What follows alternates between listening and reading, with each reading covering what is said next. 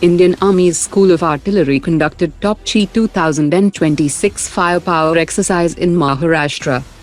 The European Commission President has said that she will visit India next week as the Republic Day chief guest, and that the European Union is close to finalizing a historic free trade agreement with India. EU's highest-ranking diplomat has announced that the European Union and India will sign a new security and defense partnership covering maritime security, cybersecurity and counter-terrorism. Tata Elxsi has been officially entrusted with the task of designing, developing and installing fuselage assembly jigs for the flying prototypes of the CATS Warrior, as part of its aerospace work with Hindustan Aeronautics Limited. At the United Nations, Pakistan has criticized India's suspension of the Indus Waters Treaty as a weaponization of water, warning of regional instability, while India has rejected the charge, stating that the treaty endured decades of hostility and several wars, but cannot survive continued terrorism. DRDO's Directorate of Airborne Missiles and Intelligence Systems is developing a fully indigenous software-defined missile integration system for its fighter jet fleet that will digitally link aircraft mission systems with missile guidance and control, enabling faster and safer integration of air-launched weapons. With the UAE's F-35 pursuit effectively closed, experts have said that India has a rare opportunity to invite UAE as a partner in the AMCA program.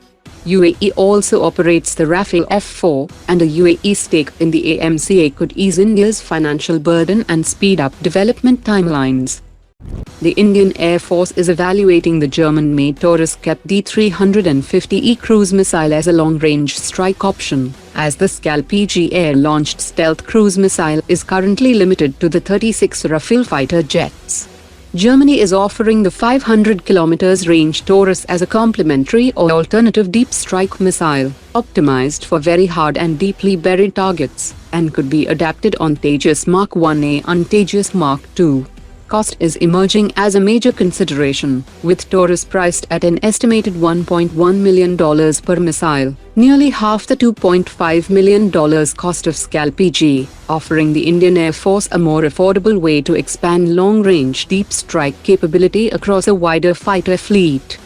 India's upcoming deal with France for 114 Rafale fighter jets is set to extend well beyond aircraft acquisition, with the Indian Air Force seeking to embed the full cost of integrating indigenous weapons directly into the main contract. This represents a clear departure from earlier practice, where separate agreements were signed for weapon integration. The Air Force had to conclude standalone contracts with Dassault Aviation to integrate indigenous weapons previously, and now the objective is to bundle all present and future indigenous weapon integration into the core 114 Rafale deal, enabling faster induction and ensuring squadrons enter service fully armed from the outset. Indian Air Force Chief has indicated that India may need to collaborate with friendly nations to accelerate the development of 6th-generation fighter jet and advanced weapon systems.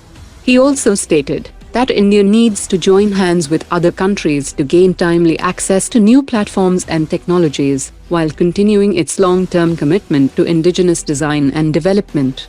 His remarks are being interpreted as a hint that India could explore international co-development for a 6th-generation fighter, similar to the joint approach being pursued with France for a new generation jet engine with deep technology transfer and local manufacturing.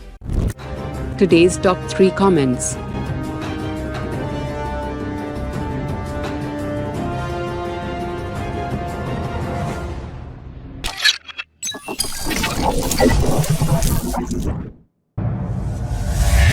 Omar dropped it.